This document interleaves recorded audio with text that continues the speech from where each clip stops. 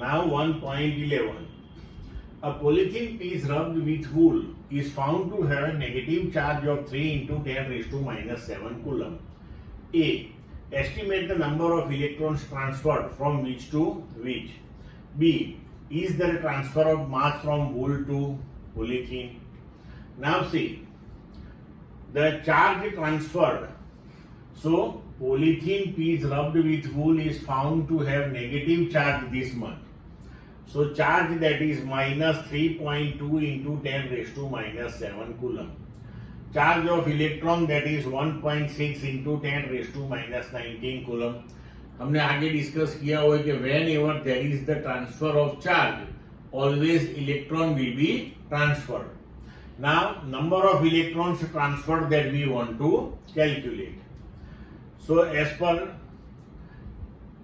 quantization of electric charge, we know this thing Q that is equal to NE. So N that is equal to Q by E. Q value minus 3.2 into 10 raised to minus 7. E that is minus 1.6 into 10 raised to minus 19. So you will get 2 into 10 raised to 12. मतलब कि 2 into 10 raised to 12 electrons are transferred. Now these electrons are transferred from wool to polythene.